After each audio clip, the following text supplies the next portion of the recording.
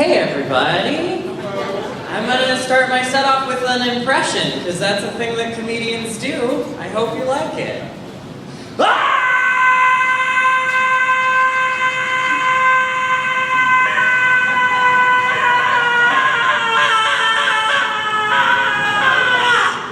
That was me, but if I was on fire. Thank you! Thank you. It was very good. Very good. What's up? I am a gay man. I come from the Cayman Islands. Many seamen have been lost. Many more have been found. Fun. I didn't need to tell you guys I was gay. I sound gay, and you have ears. It's fun. There are many ways to sound gay. I am one of them. I am the disappointed mom variety of sounding gay. That's just biology letting you know two things that are true. I am gay and very disappointed in you, Jeremy. Like that's what's true about me. In addition to being gay, I am also white trash. Hey, yay! What a fun time to be alive. You can be both. This cowboy shirt, not an accident. Just my culture. Some people don't believe me, but I have some pretty solid white trash cred. The house I was born in had an outhouse. Right? Like, that's real. It's true. It was such an old outhouse that it still had the corn cob bin. Do you guys know about the corn cob bin, right? We're familiar, because before people had toilet paper, we used to wipe our butts with corn cobs. Not the ones with the kernels still on them, the ones that had been, like, eaten already. We didn't waste food, don't worry. And when I was little, I wiped my butt with a corn cob the wrong way, and that's why I'm gay. What's happening? What's going on? We had toilet paper, you guys.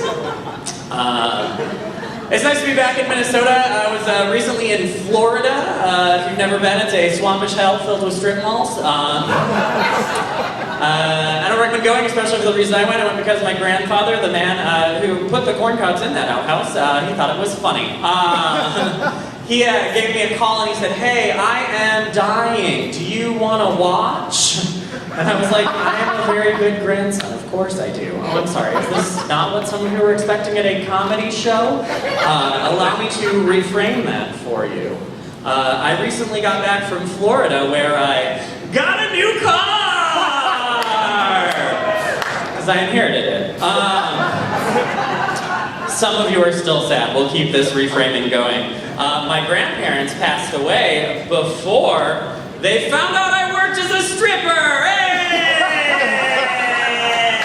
I did it, you guys, I lived the whole dream. A couple of you are looking at me right now, you're like, "I'm not sure you're attractive enough to be a stripper." The rest of you, I assume, have been to a strip club and know it's a low bar, so way to live your lives, my friends. It's true. How does one grow up to become a gay comedian stripper? That's a good question that all of you are wondering right now. Here is my secret origin story. I had a cool mom. That's it, guys. That's what ruined me. My mom was a cool lady, and I was a very nerdy kid. My parents kept trying to get me to go outside and, like, do an activity. They were like, "Basketball, you're tall." And I was like, "No." And then they were like, "Wrestling, you watch that on TV." And I was like, "That has plot lines." Finally, my parents came home one day and they were like, they came home with like an activity that I'm still pretty good at to this day. They were like, "What about archery?" And nerdy little me was like, "Yes, the sport of the elves. That's the one for me." So I have one good apocalypse skill, you guys. That's what I've got going for me. Just kidding, I have two. The other one is definitely blowjobs. Just gonna mouth bang my way into a bomb shelter. That's my whole survival plan. The end is nigh. On that topic, let's talk about the vice president. Hey, fun. The vice president, his name is Mike Pence. Perhaps you have heard of him. He thinks that you can electroshock the gay away. I know he thinks it because he said it with his mouth. But little does he know, I'm into that. Thank you guys.